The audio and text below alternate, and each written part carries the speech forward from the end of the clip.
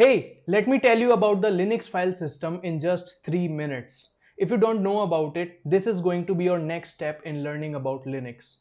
Let's start with the top of the hierarchy, the forward slash, or you may call it as the root directory, because it is the root of all the directories and every other directory is present there.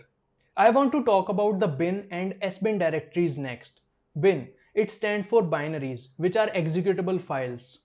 The slash bin directory, it holds the essential day-to-day binaries such as ls, cat, cp, mv. All these commands are present there.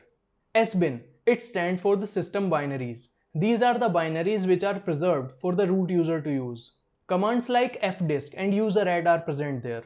Then we have the home directory. It is the directory which is the home for every other user in your system. Suppose we have a user named as Harsh. A folder named as Harsh is going to be present in the home directory for him to use. We also have something known as slash root directory. It may get a little confusing there because forward slash it itself is known as root. So what is this root directory? It is like the home for the root user. He doesn't want to live where everyone else does. Let's talk about the boot directory next. It is an essential directory where the bootloader and other essential files which are required for booting up your system lives. You do not want to mess around with this folder. We also have a slash dev directory. It is the directory where all the devices that you have attached to your system are going to pop up as files. Everything in Linux is a file. A good example of it is SDA. It is a file present in the slash dev directory, and believe me or not, this is the SATA hard drive that is attached to your Linux system. The etc directory. This directory contains the system-wide configuration files, and these configuration files are host specific. Suppose you are going to install Nginx on your system. So this is the directory where the configuration file of Nginx is going to be present. Then we have the lib and lib64 directories.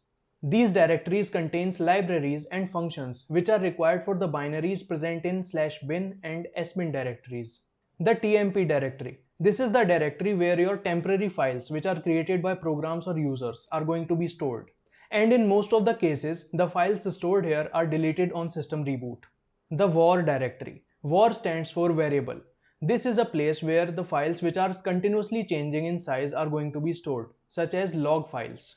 We also have a slash proc directory. This directory is a virtual file system which contains special files. These files provide information about the running processes and the kernel's current state. The media directory. This is the mount point of removable media such as the CD-ROMs.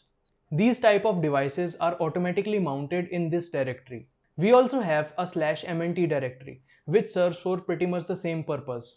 But mnt is present as a relic of past in most of the systems. The usr or user directory. It also contains binaries and libraries inside it. The only difference is that these libraries and binaries are shareable among different users. And there you have it, Linux file system explained in 3 minutes. Subscribe to my channel for more Linux content like this. Thanks for watching.